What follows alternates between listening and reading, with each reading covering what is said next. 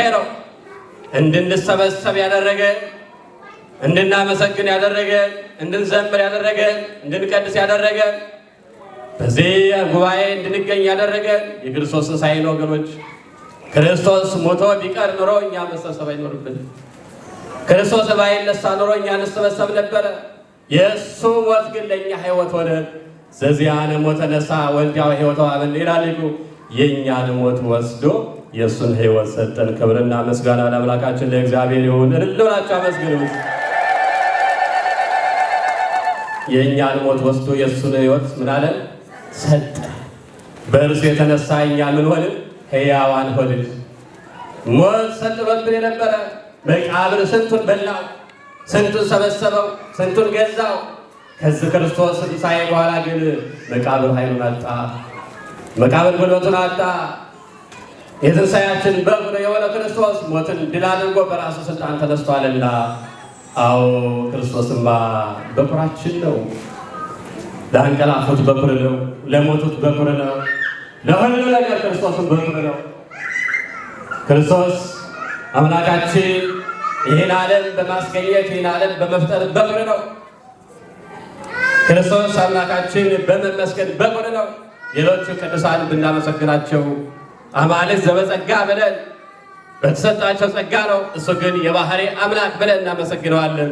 በመመስገን በኩር ነው። ሰው ሳያመሰግነው፣ ፍጡር ሳያመሰግነው፣ መላእክት ሳያመሰግኑት በባህሪው ሲመሰግን የነበረ በኩር ነው። ክብር ምስጋና ለአምላካችን ለእግዚአብሔር ይሁን። አመስግኑት። በመመስገን በኩር ነው። ክርስቶስ በመነሳትም በኩር ነው። ቅድም እንዳልኳችሁ ሞት ይዘው ዘንድ መቃብርን ይዘው ዘንድ አልቻለምና የማንም እርዳታ ሳያስፈልገው መግነዝ ፍቱልኝ ሳይል፣ መቃብር ክፈቱልኝ ሳይል፣ አግዙ ሳይል፣ ደግፉ ሳይል በራሱ ስልጣን እንደተናገረ የተነሳ የትንሣኤያችን በኩር የድንግል ማርያም ልጅ ኢየሱስ ክርስቶስ ኢየሱስ ክርስቶስ እሱ በኩራችን ነው። ለትንሣኤ ብቻ አይደለም፣ በዕርገትም በኩር ነው። እርሱ ካረገ በኋላ ነው ሌሎቹን ቅዱሳን አረጉ ብለን መመስከር የቻለው። የሌሎቹን ቅዱሳን ሁሉ ዕርገት መመስከር የቻለው በክርስቶስ ዕርገት ነው። ሞተን በስብሰን እንደማንቀር እንደምንነሳ ደግሞ ወደ እቅፉ እንደሚያሳርገን የተረዳነው በክርስቶስ ዕርገት ነው። ዳግመኛም የእግዚአብሔር ልጆች እርሱ ወደ ሲኦል ወርዶ በሲኦል ያሉ ነፍሳትን በማውጣት በኩር ነው። በሌሎቹ ቅዱሳን አባቶቻችን በገድላቸው ወደ ሲኦል የወረዱ ነፍሳትን አወጡ፣ ቅዱሳን መላእክትን በክንፋቸው አወጡ ተብሎ ቢነገር በመጀመሪያ በሲኦል ውስጥ ገብቶ ሲኦልን በርብሮ አዳምን ከነልጆቹ ከነዘሩ የሰው ልጆች ሁሉ ከሲኦል ወደ ገነት ከጨለማ ወደ ብርሃን ከሞት ወደ ሕይወት ያሸጋገረ የድንግል ማርያም ልጅ ኢየሱስ ክርስቶስ ነው። ክብርና ምስጋና ለአምላካችን ለእግዚአብሔር ይሁን። አመስግኑት። አበላል ያደረገ አሁን ግን መርሲ ክርስቶስ ላንቀላፉት ደግሞ ታንቀላፉት ብቻ ነው ላንቀላፉት በኩር ሆኖ ከሙታን ተነስቷል። እንቅልፍ የተባለው ምንድን ነው ብያቸዋለሁ? ሞት ነው ወገኖች። በስጋ ስናንቀላፋ፣ በጊዜያዊ እንቅልፍ ስንዳፋ ስለ ዓለማዊ እንቅልፍ እንዳይመጣብን አለ። ለሰው ሞቱ የነፍስና የስጋ መለየቱ አለ። ለሰው ሞቱ ወደ ሲኦል መግባቱ፣ ለሰው ሞቱ በእግዚአብሔር ፍርድ በእግዚአብሔር ፊት መቆሙን፣ ለሰው ሞቱ የእግዚአብሔር ክብር ማጣቱን፣ የሰው ሞቱ በቀኝ ያለመቆሙ ነው። የሰው ሞቱ ገነትን ማጣቱ ነው። የሰው ሞቱ ከገነት ከመንግሥተ ሰማያት መለየቱ ነው። የሰው ሞቱ ከቅዱሳን ኅብረት መለየቱ ነው። የሰው ሞቱ ከቅዱሳን መላእክት ምስጋና መለየቱ ነው። ከዛ እንዳንለይ ከኃጢአት እንራቅ፣ ከበደል እንራቅ፣ ከክፋት እንራቅ፣ ከዝሙት እንራቅ፣ ከአጉል ልምዶች እንራቅ፣ ንስሐ እንግባ። ትንሣኤና ሕይወት የሆነው ክርስቶስ ሥጋውን ቆርሶ ደሙን አፍስሶ የሰጠን ለእኛ ነው፣ እንድንድንበት ነው። ደጽናቱ ይብቃን፣ ማፈፈሉ ይብቃን፣ ዳር ላይ መቆሙ ይብቃን፣ የቤት ተመልካች መሆናችን ይብቃን፣ አጅቦ መሄዱ ይብቃን። ሰርግ ቤት ነው ጅባ ክርስትና ግን ጀባያ የስጋጃ ሰው ብቻ ክርስትና ይሰራል የማይደገም ስለሆነ ስጋውን ደግሞ ለመቀበል ግን ለጽናቱ ንስሐ መግባት ይቻላል። ለጽናቱ ቃሉን ማወቅ ይቻላል። ለጽናቱ ከመምህረ ንስሐ ጋር መነጋገር ይቻላል። ከዛስ በፈቃደ ካህን በምክረ ካህን ኑሮ ትንሣኤና ሕይወት የሆነው ክርስቶስ ስጋውን ሰጥቶናል፣ ደሙን ሰጥቶናል። ያስ ደም ደግሞ ኃጢአታችንን የሚያጥብ ነው፣ በደላችንን የሚደመስስ ነው። ከዚህ ርቀን እስከ መቼ? ከዚህ ተለይተን እስከ መቼ? ከዚህ ሸሽተን እስከ መቼ እንኖራለን? የቀረብን ወደ እሱ እንድንቀርብ ከየራቅን ወደ እሱ እንድንቀርብ አምላካችን በቸርነቱ ይርዳል። ለአንቀላፉት በኩራት የሆነ ክርስቶስ በኃጢአት ያንቀላፋል ካለን፣ በበደል ያንቀላፋል ካለን፣ በርኩሰት ያንቀላፋል ካለን፣ በጥፋት ያንቀላፋል ካለን፣ በጥቆላ በመተት እና በመሳሰሉት ያንቀላፋል ካለን እንቅልፋችን ይውጣ። ክርስቶስ ለእኛ ብርሃን ሆኖናል። ክርስቶስ ለእኛ ትንሣኤ ሆኖናል። ክርስቶስ ለእኛ ላይ ሆኖናል። ከተኛንበት እንነሳ፣ እንንቃ። ክርስቶስ ብርሃን ይሆንልናል። አንተ የተኛ ያንቀላፋ ንቃ፣ ክርስቶስን ያበራላል አብሮ ይባላል። እሱ ለሁላችን ብርሃን ይሆነን። ስለዚህ ካለንበት ከወደድንበት መጥፎ ነገር ሁሉ ተነስተን በተነሳው ጌታ በክርስቶስ አምነን እሱን ተደግፈን በዘላለም መንግስቱ እንድንወርስ ንስሐ ገብተን ወደ ቅዱስ ሥጋ ወደ ክቡር ደሙ ቀርበን እግዚአብሔር ስሙን ቀድሰን ክብር ወርሰን እንድንኖር አምላካችን እግዚአብሔር ቅዱስ ፈቃዱ ይሁን። አሁን ግን ክርስቶስ ላንቀላፉት በኩራት ሆኖ ከሙታን ተነስቷል። የትንሣኤው ጌታ የትንሣኤው ብርሃን አምላካችን እግዚአብሔር የጨለመው ሕይወታችን እንዲያበራልን የእሱ የልዑል እግዚአብሔር ቅዱስ ፈቃዱ ይሆንልን። ወስብሐት ለእግዚአብሔር። ይቆየን። በስመ አብ ወወልድ ወመንፈስ ቅዱስ አሐዱ አምላክ ዘላለም ሥላሴ። ክቡር መምህራችን መምህር ይትባረክ ኃይለ ኢየሱስ፣ ክቡር ሊቀ ሰገነት ብርሃኑ ኃይሌ፣ አበው ዲያቆናት፣ አይንተ እግዚአብሔር ካህናት፣ እንደዚሁም በዚህ ቦታ የተሰበሰባችሁ ወንዶችም ሴቶችም አምላካችን እግዚአብሔር በምሕረት በቸርነት በይቅርታ ጠብቆ ለዚህ ዕለት አድርሶናልና ክርስቶስ ተንሥአ እሙታን አሰሮ ለሰይጣን ሰላም ሆነ። እንደምን አደራችሁ? እንደምን ሰነበታችሁ? እንደምን ቆያችሁ? አምላካችን እግዚአብሔር ኃጢአታችንን ሳይቆጥር በደላችንንም ሳይሰፍር በምሕረቱ በቸርነቱ ይቅር ብሎ በዚህ ቅዱስ ቦታ እሱ በሚከብርበት በሚመለክበት ስፍራ ስለሰበሰበን ስለማይነገር ስጦታው ስሙ ለዘላለም የከበረ የተመሰገነ ይሁን። የወላዲተ አምላክ ረድኤት የቅዱሳን አባቶቻችን በረከት በሁላችሁ ላይ ይደርብን። እንኳን አደረሳችሁ፣ እንኳን አደረሳችሁ። እስኪ በመድረሳችሁ ደስ ያላችሁ ልንብላችሁ። እግዚአብሔር ከሁላችን ጋር ይሁን። ወይዜኒ ክርስቶስ ቀደመ ተንሥኦ እምኩሎሙ ሰብእ ምውታን። አሁን ግን ክርስቶስ ላንቀላፉት በኩራት ሆኖ ከሙታን ተነስቷል።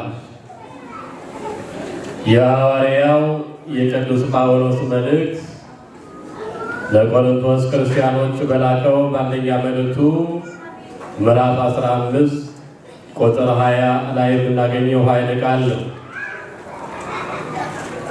አሁን ግን ክርስቶስ ላንቀላፉት በኩራት ሆኖ ከሙታን ተነስቷል። የትምህርታችን ርዕሴ ነው። ወቅቱ የትንሣኤ ወቅት ነው።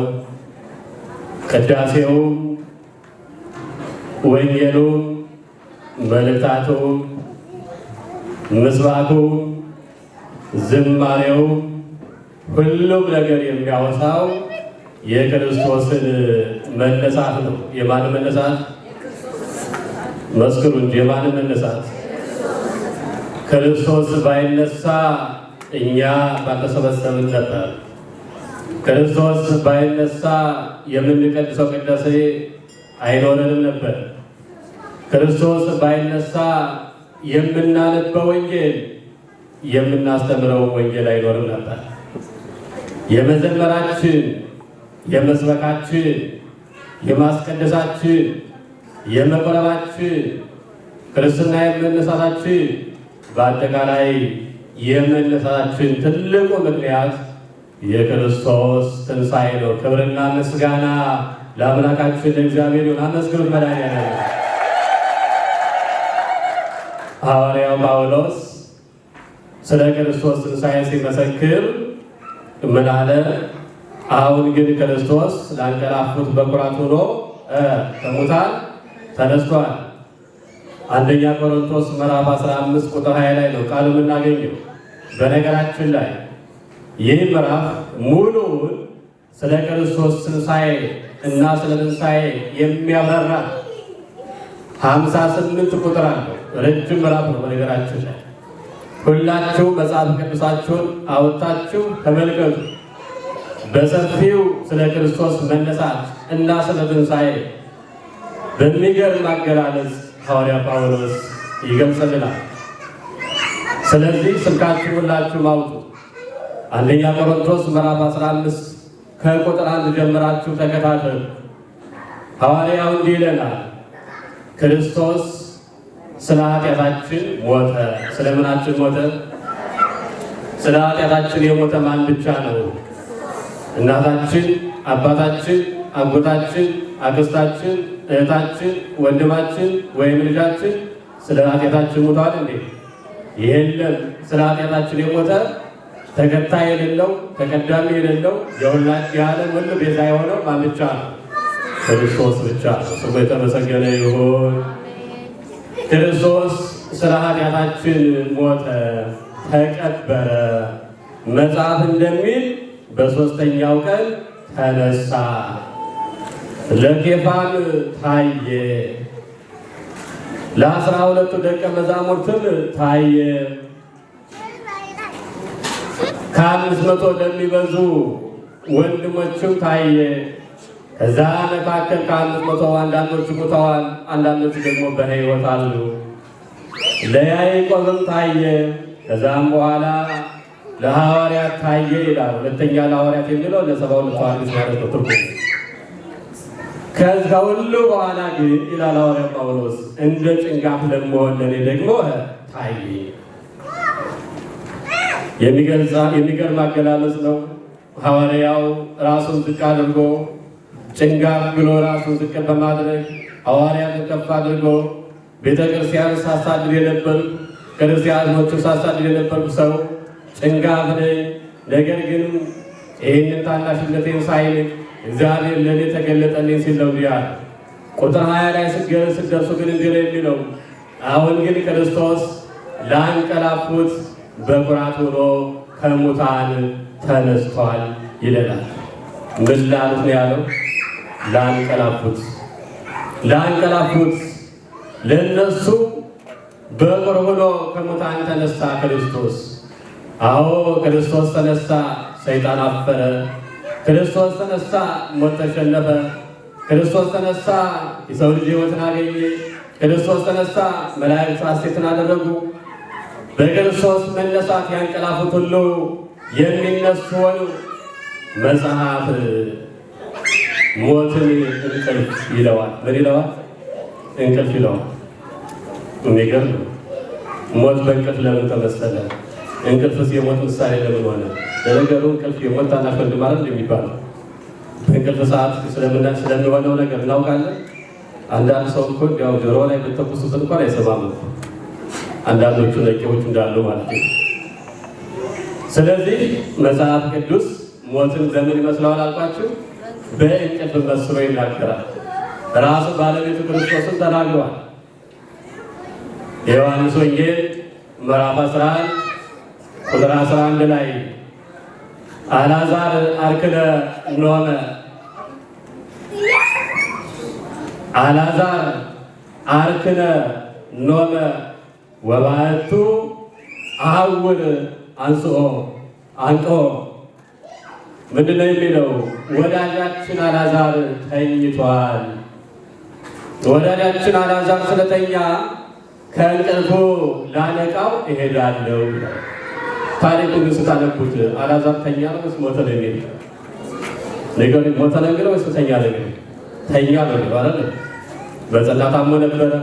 እህቶቹ መልእክት ልከው ነበረ መምህር ጋር፣ መምህራችን ናና ወዳጅ ታሟል ፈውሰው ብለው ኢየሱስ ክርስቶስ ጋር መልእክት ልከው ነበረ። ሞቷል። ክርስቶስ ግን ምን አለ? ወዳጃችን አልዓዛር ምን ብሏል? ተኝቷል። ወዳጃችን አልዓዛር ስለተኛ ከእንቅልፉ ላነቃው ወይም ላስነሳው እሄዳለሁ። በነገራችን ላይ በዚህ ሰዓት ሐዋርያቱን መስሏቸው ነበር። ደቀ መዛሙርቱም ይህ ነበር ይመስላቸው። አይ አልዓዛር እስከተኛ እንቅልፉ ይነሳል የሚል ነበር። ክርስቶስ ግን የሚነግራቸው ስለምኑ ነበረ? ስለሞቱ ነበረ። ስለሞቱ ነበረ። ከአራት ቀን በኋላ ሄዶ አልዓዛርን ከመቃብር ምን አለው? አልዓዛር ናጻ መቃብር ና ከመቃብር ውጣ ብሎ አስነስቶታል። ክብርና ምስጋና ለአምላካችን ለእግዚአብሔር ይሁን። ስለዚህ እንቅልፍን ሞትን በእንቅልፍ መስሎ ተናግሮታል። ነቢያትም አስቀድመው ስለ ክርስቶስ ትንሣኤ ስለ ክርስቶስ ሞት ሲናገሩ በእንቅልፍ መስሎ ተናግረውታል። ነቢየ እግዚአብሔር ዳዊት በመዝሙር 77 ቁጥር 65 ላይ ወተንሥአ እግዚአብሔር ከመ ዘንቃም ብለዋል። ወከመ አዕያር ወዳገ ወይ አዎ እግዚአብሔር ከእንቅልፉ እንደሚነቃ ተነሳ ይላል። ከምን እንደሚነቃ? ከእንቅልፉ እንደሚነቃ ተነሳ። የወይን ስካሩ እንደተወው ሰው የሰከረ ሰው እንቅልፍ ሊለው ይችላል። በኋላ ግን ስካሩ ሲለቀው ምን ይላል? ይነሳል። የተኛ ሰው እንቅልፉ ሲጨርስ እንደሚነሳ ክርስቶስ ተነሳ በማለት ነቢዩ ኢሳይያስ ዳዊት ይናገራል። ይጨምራል። በመዝሙር 3 ቁጥር 5 ላይ አንሰ ሰከብኩ ወኖምኩ ወተንሣእኩ እስመ እግዚአብሔር አንሣእኒ፣ እኔ ተኛው አንቀላፋው እግዚአብሔር ደግፎኛልና ነቃው። ያ ማለት ምን ማለት ነው? ክርስቶስ አስነሽ የማይፈልግ ጌታ እንደሆነ። አልዓዛር ሞተ፣ አስነሽ ይሻ ነበረ ይሎ ክርስቶስ አስነሳው። ክርስቶስ ግን እሱ በሥጋ ቢሞትም በመለኮቱ ሕያው ነውና አስነሽ የማይፈልግ እግዚአብሔር ራሱ ስለሆነ በራሱ ስልጣን ተነሳ። ወተንሣእኩ በስልጣነ ባንቴ፣ በራሴ ስልጣን ተነሳው። አብ አስነሳው፣ መንፈስ ቅዱስ አስነሳው የሚል ጽሑፍ እናገኝ። ፈቃዳቸው አንድ መሆኑን ለመናገር ነው እንጂ ሌላ አይደለም የእግዚአብሔር ልጆች። ስለዚህ አምላካችን ክርስቶስ መቃብር ክፈቱልኝ መግነዝ ፍቱልኝ ሳይል ሞትን ድል አድርጎ የተነሳ አምላክ እንደሆነ ሲነግረን እንደተኛው አንቀላፋው። ነገር ግን እግዚአብሔር ደግፎኛልና ነቃ ወይም ተነሳው ይላል። ተነሳው ይላል። በጣም የሚገርም ነገር ደግሞ ተጽፏል።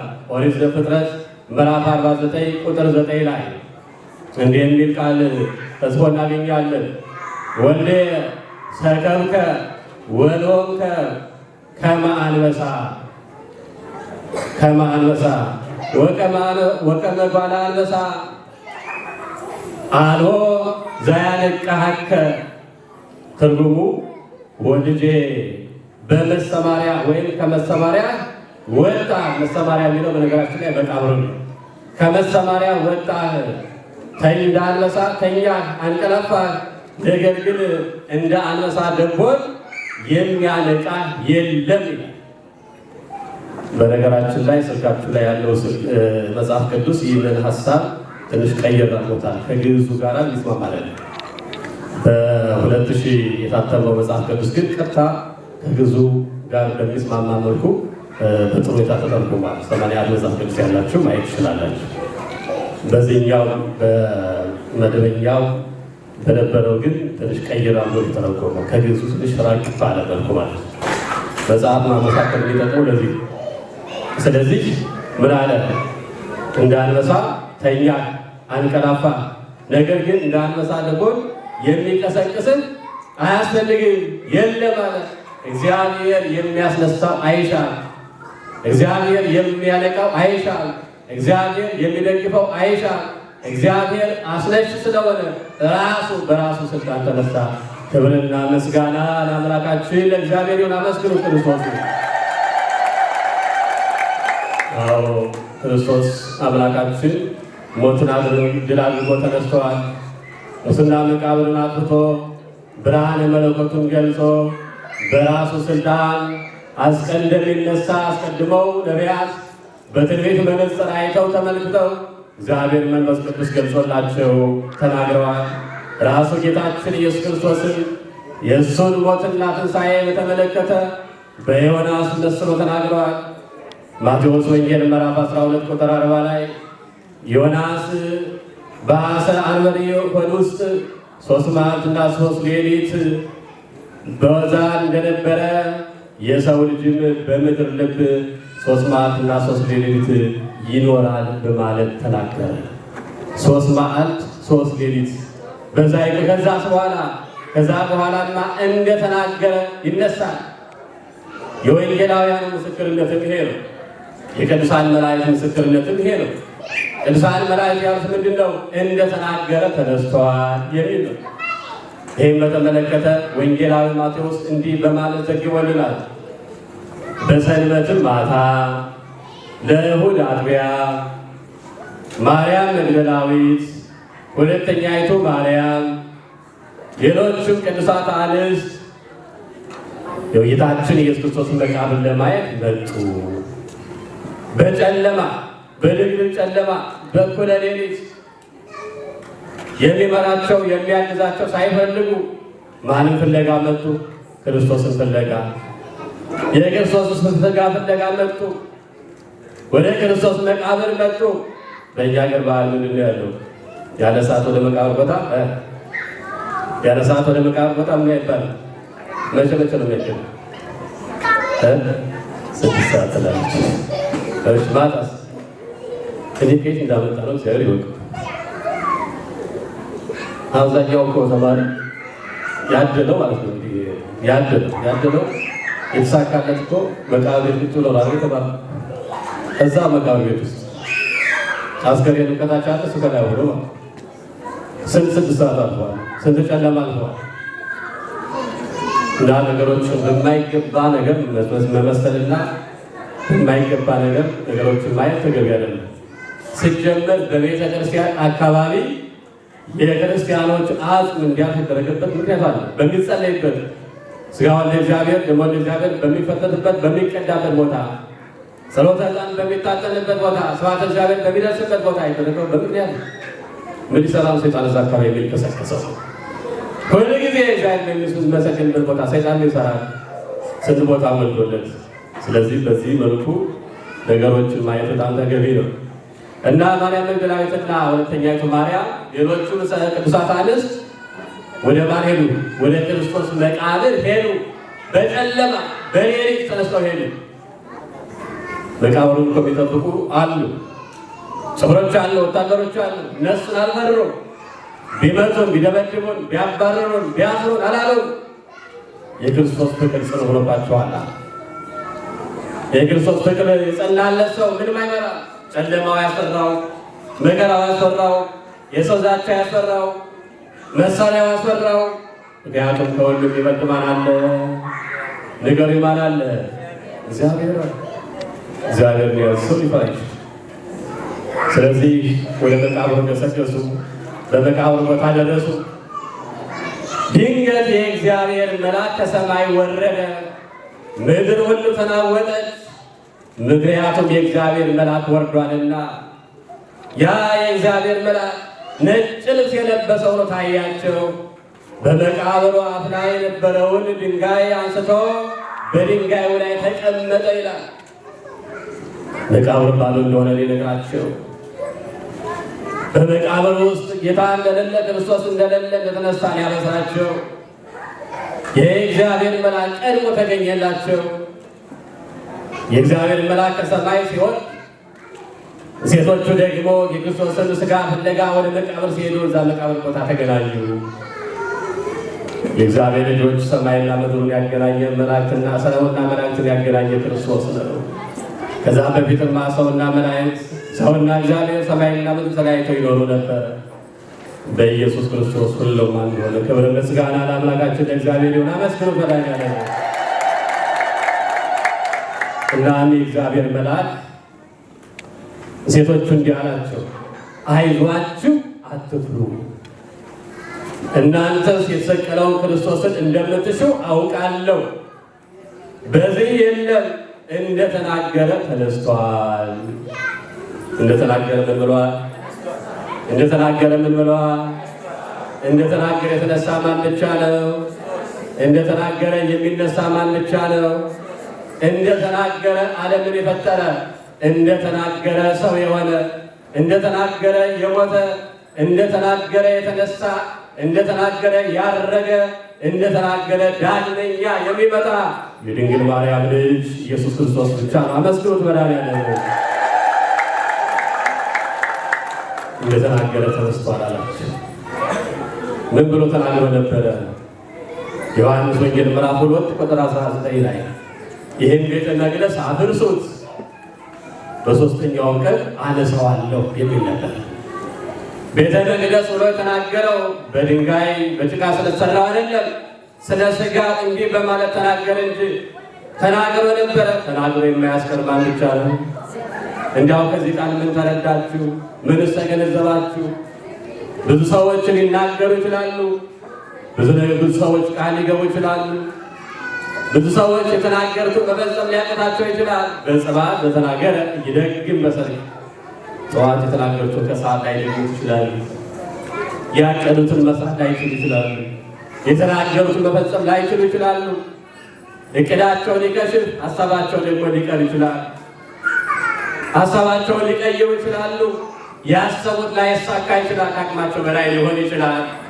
እንደተናገረ ግን የሚፈጽም እሱ እግዚአብሔር ብቻ ነው።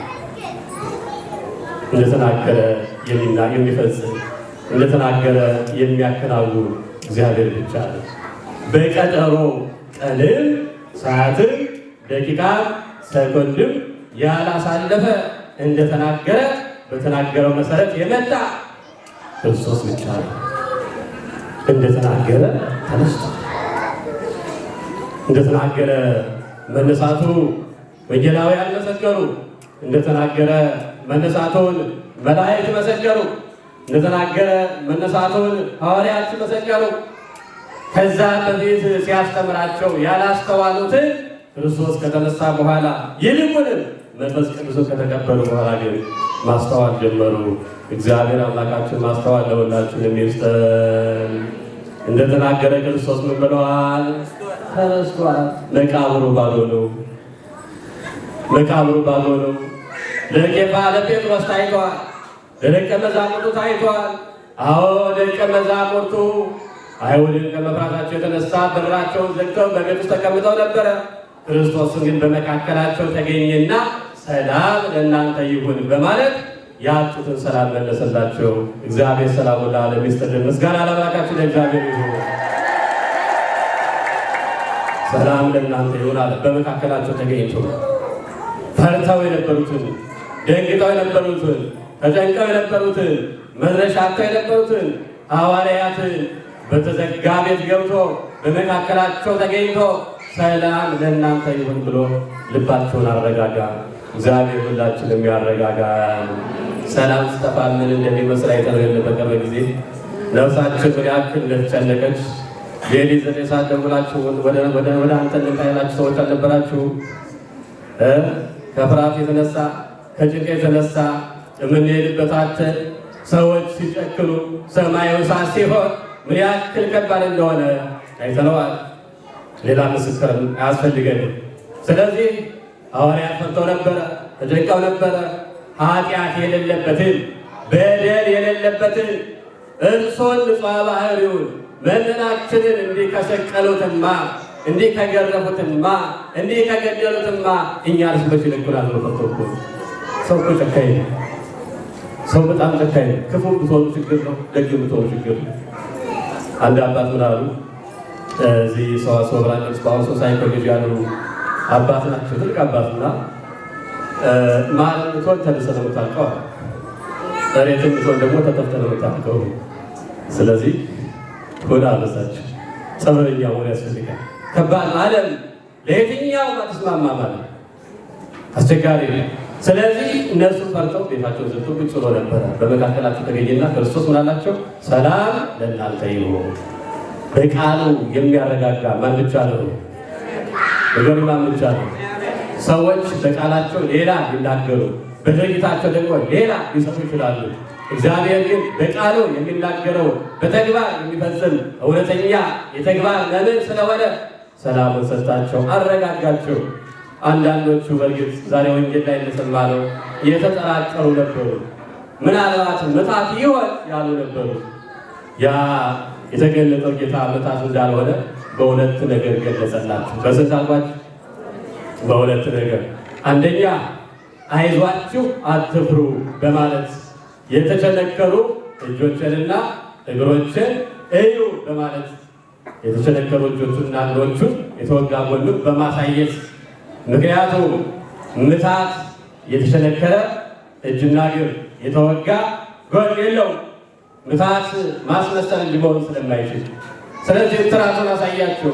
የተቀበለው መከራ ለነሱ ሲል የተቀበለውን መከራ አሳያቸው። በዚህ አጽናንቷቸዋል።